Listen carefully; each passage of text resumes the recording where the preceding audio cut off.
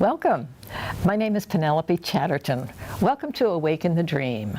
My friends, we're going to talk about supply today, and who does not want to talk about that, and how do we demonstrate supply, which is rent, food, clothing, blah, blah, blah. Before I get started, I want to thank Tim Riley for showing up as he has we were just talking, I don't know if it's been 10 years, but we've been slugging it out, and he's been awesome. He always shows up, never canceled anything, and he knows how to switch those cameras, so I'm grateful. And I'm grateful to Acropolis Books. By the way, I don't want to forget at the end of this program, we will have the catalog shown because they are heirs to everything that Joel Goldsmith has lectured and written in every form you could want. They've all been transcribed, they've all been reinvented so that people can buy them and study them and do online work with Acropolis Books. So again, if you need any help, there is where you go. So anyway, today, supply, it's been very interesting. I have been listening to Joel's lecture with an audience, and it's very different than reading a book and giving a book report. He's had some humor in it. He has shown up saying this information from the Infinite Way on supply is about the most important issue that we have to deal with because we're letting go of the human scene.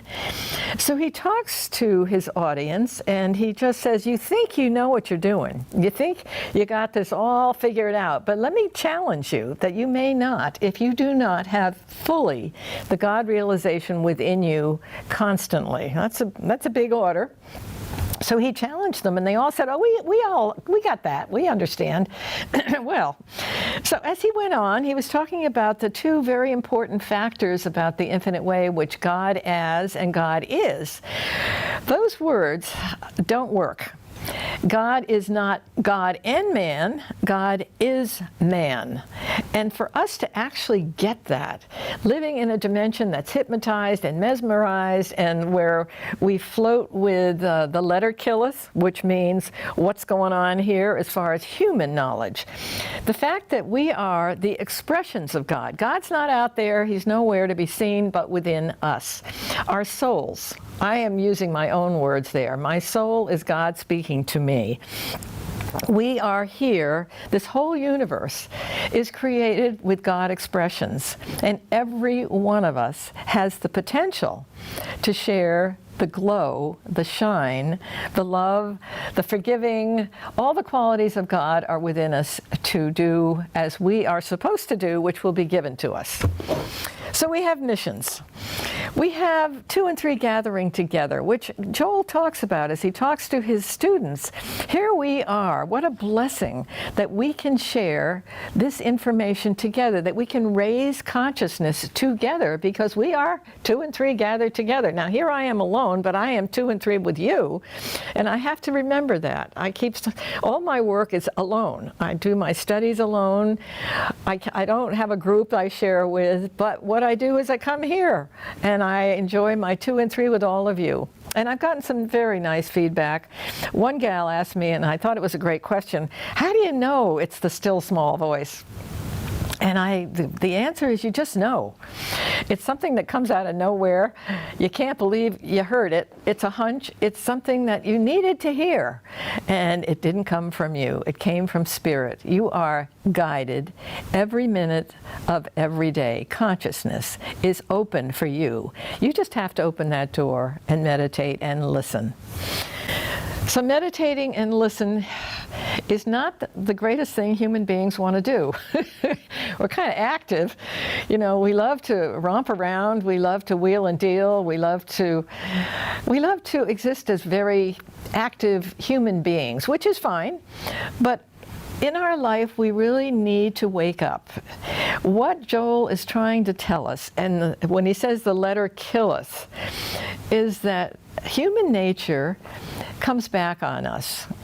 He was telling his class, you've got to be responsible for how you feel inside. You hold the key to your own peace. Because if you blow it, no one's going to know it but you. No one can tell you who you are. No one can fix you.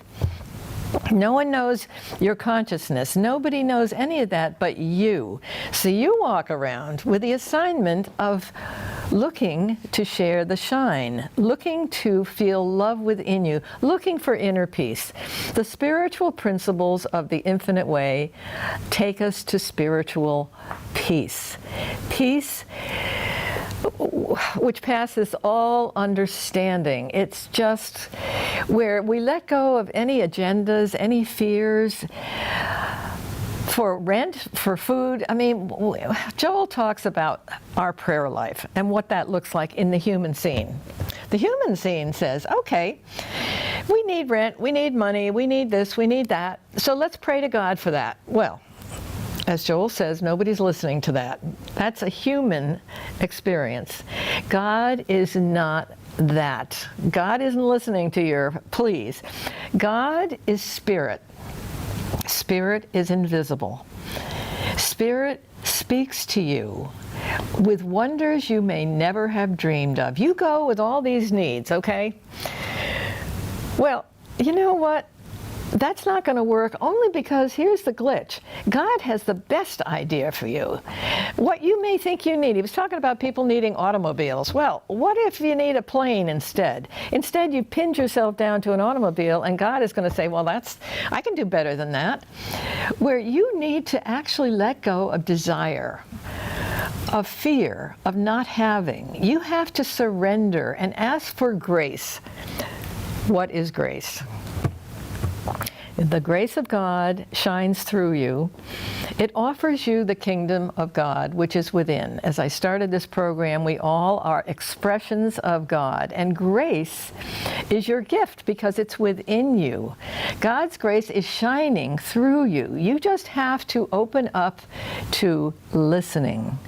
The still small voice is there for you. Get your agendas out of the way. Don't talk about them. Don't bicker. Don't plan. Don't go back and forth and use all of the human ways we deal with stuff. We talk things out. He said, why don't you just be quiet? You know, stop all of that. What do I think? Who do I run this by? How about just expecting, because you are an expression of God, how about expecting that the grace of God, which is you, will do all of that for you, because God knows more about your needs than you will in a million years know. He knows everything. I like that. I'm going through a lifestyle change right now, and I'm going back and forth with ideas, and it's comforting for me to do this program because I have to surrender to, I don't know what's up. I am just listening. I am expecting guidance. I'm expecting the still small voice to come up with something I have never thought of. So here's the deal. He said, we really can't look to an agenda and think that it's going to take us anywhere. We can't go to the level of a problem and think you're going to solve the problem by going to the problem and looking at the problem. There is no problem. And we do that. We look for problems, and then we think, oh, we've got to figure that one out. We don't. We have to surrender as divine beings because the divine soul is within you. So as he talked to his audience, he was pretty funny. He was talking about how he was telling his clients about, gee, you know, wouldn't it be nice if Hawaii would have a nice home for us with trees, and people could come and sit under those trees, and we could talk about the infinite way. And his students, he said, I said to my students, well, why don't you just produce that? Well, good old Joel, with his sense of humor, who said, I made a mistake. And the still small voice, which, by the way, it's nice for me to hear that Joel says the still small voice spoke to me in the middle of the night and said, you blew it. Those are not his words. You misdirected your students. They do not produce what they think they want. And you suggested that they do that.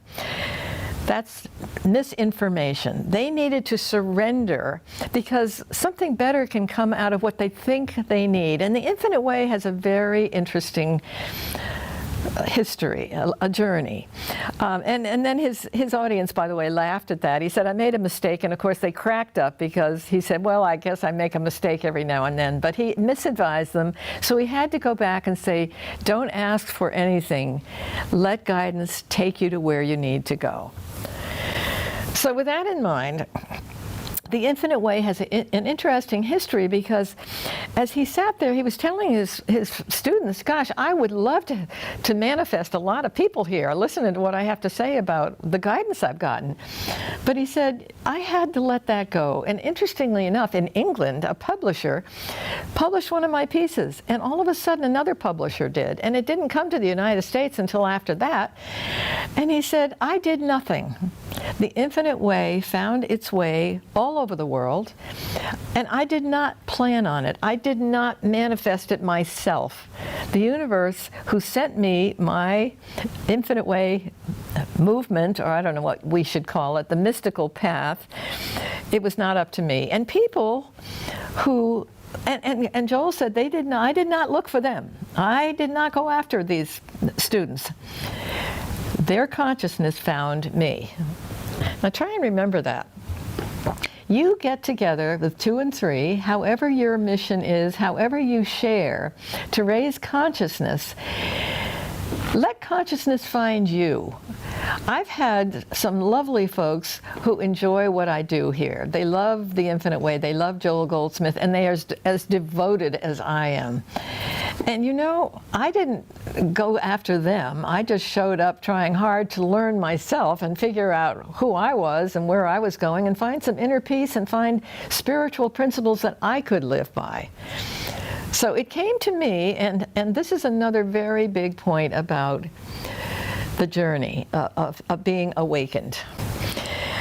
Joel says, you do not wake yourself up. You don't say, okay, one day I've decided I'm going to be a spiritual disciple. It's going to be all up to me doing it and creating it. That is not the way it works. What happens, what Joel says, is God finds you. He finds ways to tap on your shoulder to say, hey, I've got an idea for you. God opens up 3 consciousness. He talks about the stony consciousness, which does not know about love and giving, the barren consciousness that knows a little bit and gets a little involved with life, but it tends to fall apart, and then the fertile consciousness. God finds you when you're ready, and He makes you fertile. He gives you consciousness by virtue of being God. He wakes you up. When the time is right for each one of you, you will be awakened sooner than later, if not already. So I think that was another heads up for his students who thought, well, gee, maybe I can do this. You cannot do this. If you are awakened, you cannot do anything but be awake. You learn about love. You learn about sharing. You let go of the human way of selfishness, stinginess, one-upping, wanting things, because in this dimension, there's an awful lot about that. Fear, abundance, going after stuff. As Joel keeps saying, the letter killeth. Our thinking in the human realm has no power. It's dead. It's dead in the water. So what he's saying is, listen, I open you up, and then you take it from there, because this is where you have to hold yourself accountable. If you find you're uncomfortable, it's because you screwed up. And you screwed up because you weren't loving. You knew the rules, but somehow or other, because you thought you knew what you were doing, you did not defer to God's energy. And so this is the power of the genius of God, and the awakening within us is we sure get it, because we can be miserable if we're not graceful. If we don't see love, if we don't forgive, we can be miserable in the human plane. So I kind of thought that was a very powerful message for his audience, his students, to understand that you will come around because it's given to you. You have the divine spark. You have the gem within you. The gem within you. The spark. You were created as an expression. This whole universe has expressions of God. Men, women, boys, everybody has God's expression. God is not something out there. He's not God and you. It's God is you. That's a powerful leap for people to get, that they need to rest in that. They need to be God realized, spiritually realized, which takes a lot of work.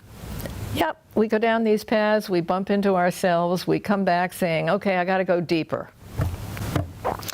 So we go deeper because we have to, because we can be miserable in this plane. So we go deeper and we meditate more and more, we're more quiet. Can you imagine the whole idea, though, is being so centered in who God is, that your soul is that connected. I mean, that's, for me, it's been a leap for me to how to figure that out. But you know what? It gives me comfort. When I think when all else is done, I quietly just go within and embrace grace. I give thanks. I ask for the still small voice. I ask for guidance every day. I surrender who I am to what is desired of me. Where am I going today? What am I doing? What do I need? It's totally up to you. I am not going to suggest that I need this, that, or the other, because it's not going to work. And you know what? Miracles happen when you surrender. Think about that. As Joel made this example to his class, what if you think you need an automobile, and all of a sudden automobiles get so overcrowded on the earth plane that we're ready for something else, and then all of a sudden we're thinking about helicopters and airplanes, and you might not have thought of that. You just thought, I got to have a car. Well, there is where you surrender to anything you think you need. Now listen to that, folks. Anything you think you need, where you're going to go, where you're going to live, am I going to sell my house, what's it worth?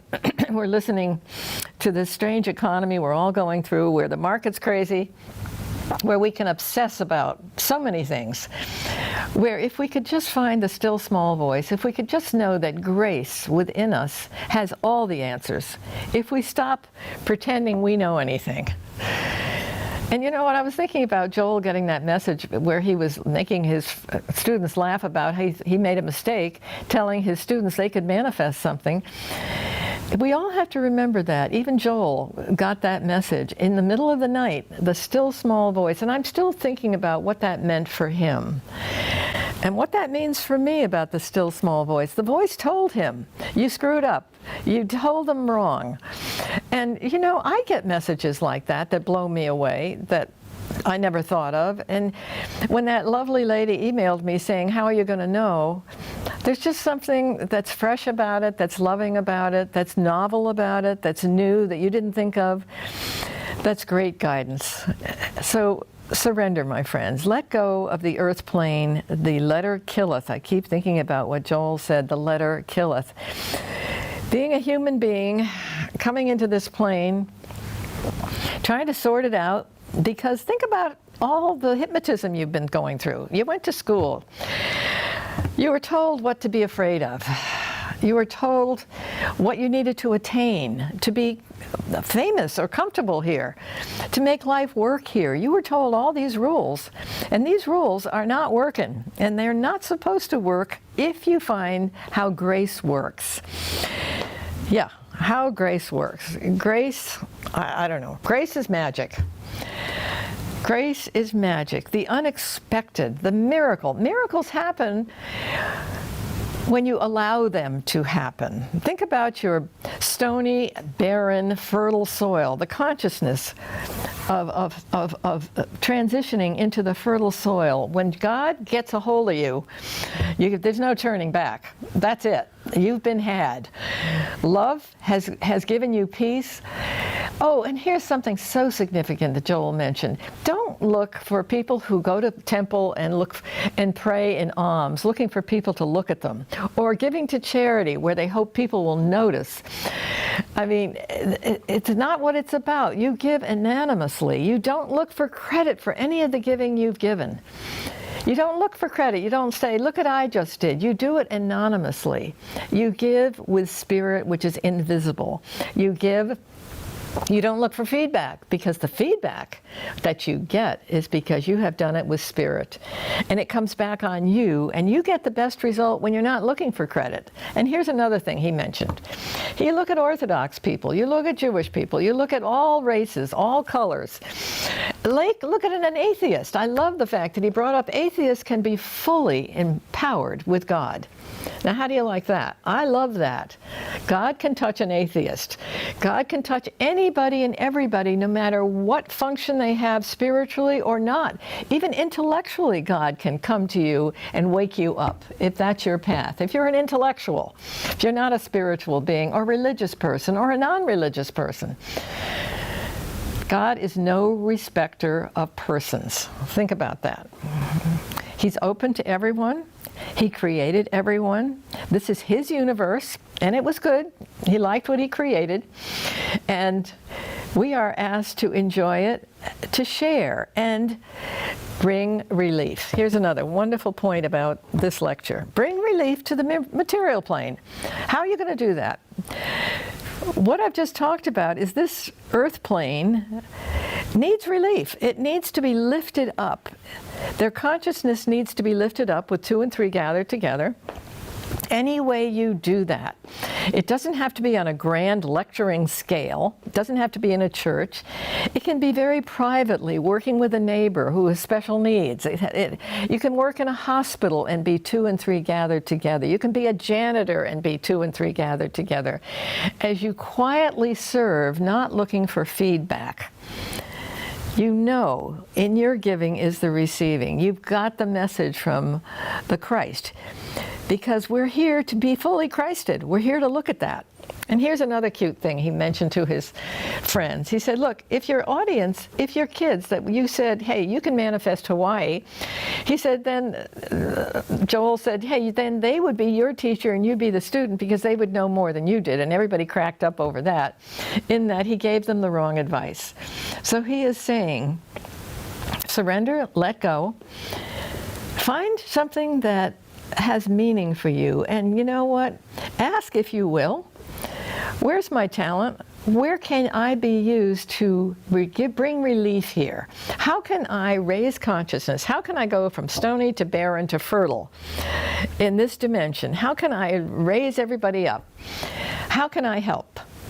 And you know, once you do that anonymously, not looking for credit, just knowing spirit is invisible. It's working with you. I love the fact that spirit is invisible. It talks to your heart. God opens your heart. And once God touches your heart, you've been had. You know, your heart now loves the universe, everyone. I mean, I believe God hears the prayers of the heart. When I really feel either down or confused, I go right within and I share intimately what's going on with my heart. And that always brings miracles. Your feeling nature, that's personal. Maybe it's not the infinite way, but for me, my feeling nature always brings me what I need to hear. Because I'm daring to let go of things I think I should be, where I'm just being real. So being real and working from your heart center works. It works. Be humble. Be humble. Give thanks. Be grateful, because you have a place to go. You have guidance within you. You are joined. You are Christed already, and you're growing to become more Christed as you listen. As you listen to the still small voice. As you don't go to a problem and try and solve a problem on the level of the problem. There is no problem. There's a perfect world. You have perfection within you. I mean, Joel said to this group, there's no disease, there's no death, there's nothing negative. You're going to live forever. Don't fall for the fact that you've been told you're sick. Honor the fact that you are well. Dare to take the leap. And ask for guidance on that. Ask for guidance. You're well, you're whole, you're complete. It's a leap for us who live in a world that's telling us we're sick, or we're poor, or we're all of these things. We live in a world that likes to put us in categories that are negative. So you have a big leap to do. There's work to be done. And Joel was telling his class, get with it. You can do it. Joel, I must say, I must wrap this up and say I am so blessed by the Infinite Way and for Joel's work, because, man, What a mission he had. I mean, everything that came out of that man in books and lectures were given to him by Spirit. He was given his role in life, and I'm still blown away that how powerful his message is and how it has spread, because people find him because they're ready for him. He was right on the mark. He is a brilliant mentor, he's a brilliant mystic, and I'm grateful. So on that note, I'm going to say we'll talk to you again soon, and thanks for listening.